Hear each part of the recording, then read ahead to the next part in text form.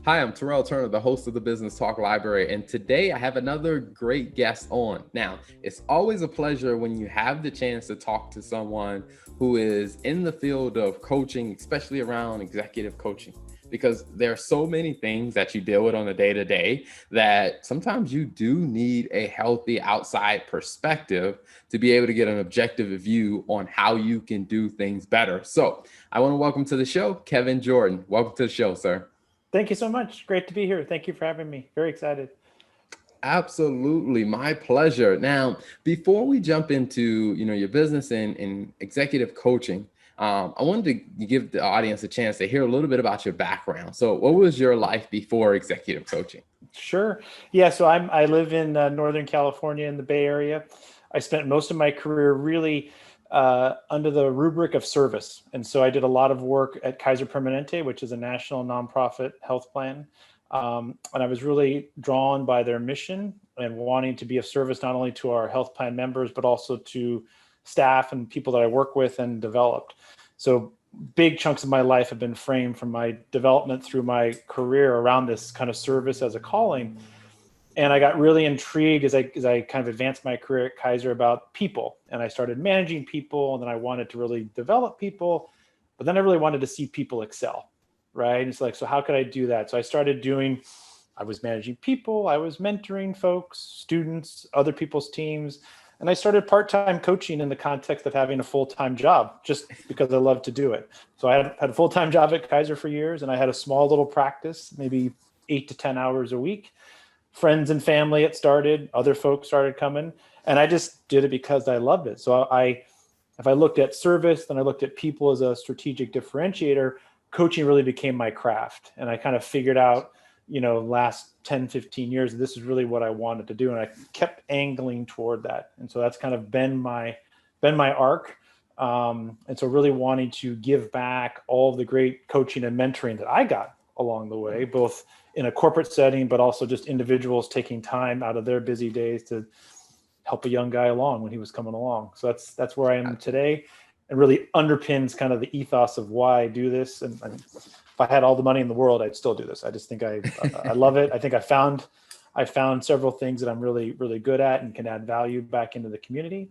And I'm very excited to be able to get up every day and get to do what I love. So Awesome, awesome. Now, one of the questions that I have when you talked about, doing both and you're still working in the corporate world, like how long did you do both at the same time? Oh, for quite a while, probably about a good 8 or 9 years. This was I really had seen kind of coaching being more of a longer term thing in terms of a full time career.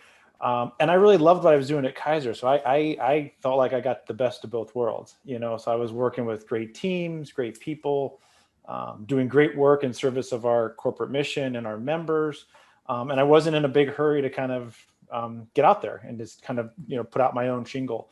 So really, the catalyst event for me was actually in my last role at Kaiser. I was actually laid off, and so it kind of forced me to take a step back and say, "Oh, all right, well, this happened. Not so great, but maybe it is great for other reasons." And so I kind of Mhm. reassessed and decided that this was time for me to go and give this a try full time. So that was kind of that was what propelled me, which frankly was much a bit sooner than I thought I would normally do it. So Gotcha.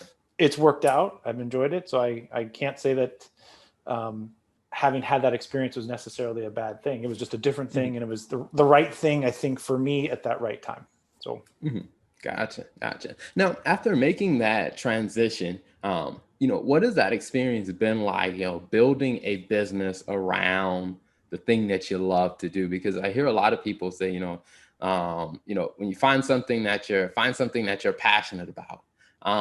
And as I talk to people, when you find that thing that you're passionate about, there still is some element of, like you say, back office or administrative things that come with building a business around. How has that process been?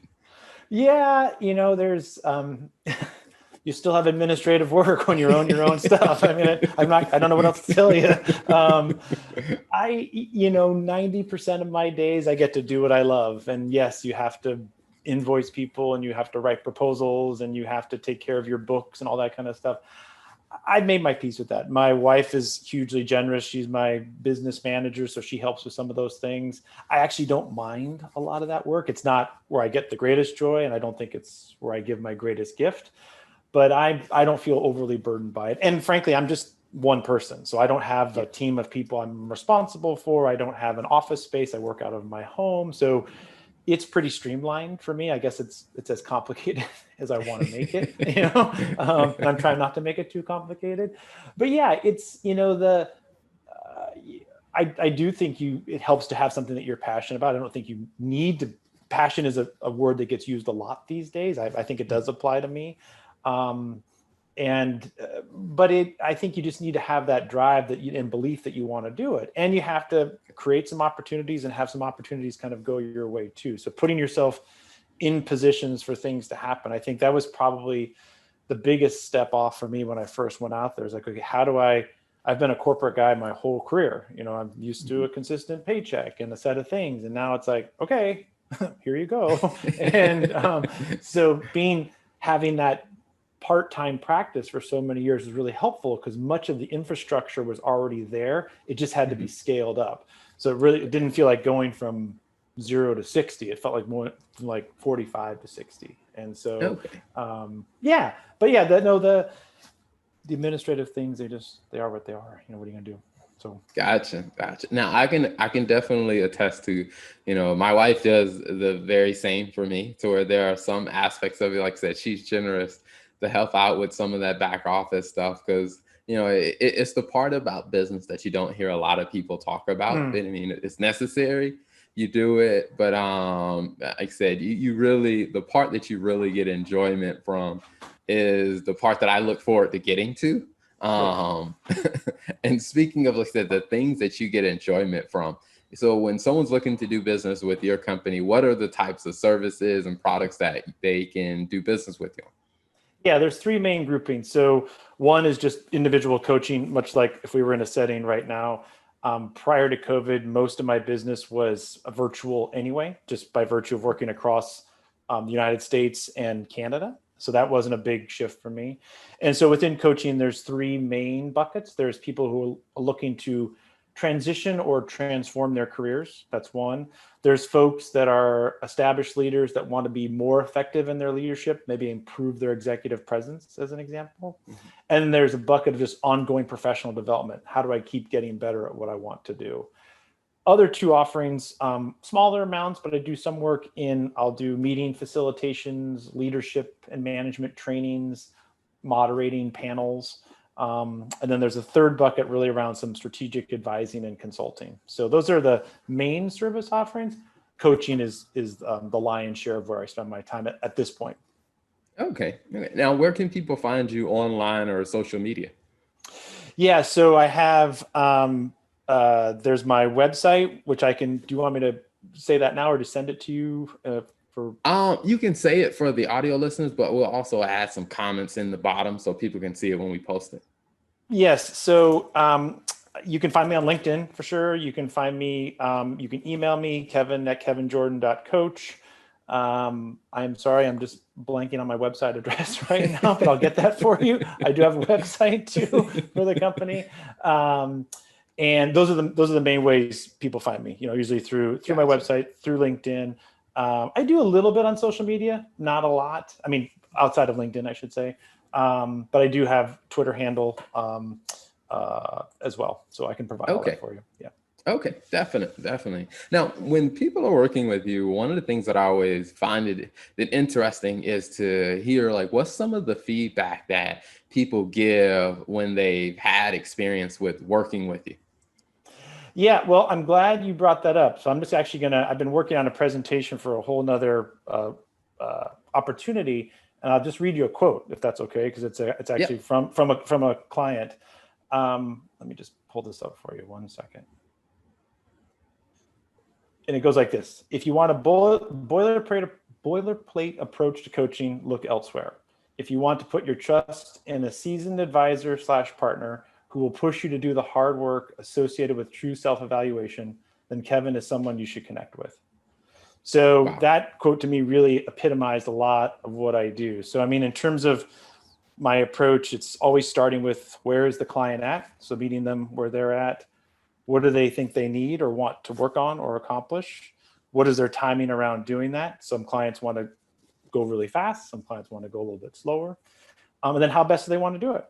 And so it's really this very tailored, very person-specific approach. I have lots of tools and models that I use for frameworks, but it's not a cookie cutter. It's not as this person said, it's not a boilerplate. A lot of times I'll hear, clients will come to me after having been with another coach and said, hey, I really like what you do because this other person wanted me to do their method, their way, and I didn't like it or it didn't help me.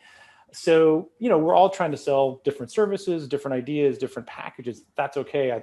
One of the biggest differentiators I've seen in my business is being able to meet people where they're at and take what they have and take all the different tools that I have and apply it specifically to them. So it becomes very, very personal, very tailored. And then it's easier for them to kind of take with them because it reflects them. So it's a trick in the coaching in a coaching capacity is not making it about yourself. It's about making it about someone else. Certainly you're adding value. You want to help them and support them along the way.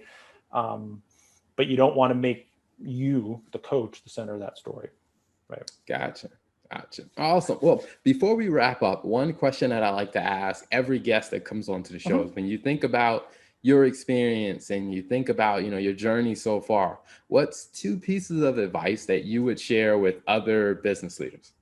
Yeah. So one is talking to people like you. Talk to as many other business owners as you can, even if they're outside of your circle of influence. So I routinely talk to other coaches. I talk to other folks far and wide from my chosen field. How do they structure their business? What do they learn? What do they know now that they wish they knew earlier? Just being really curious and inquisitive and asking them what their perspective is. What would they have done differently? Letting them know a little bit about what you do, obviously, and how they might be able to advise you or give you some pointers or at least some questions to think about.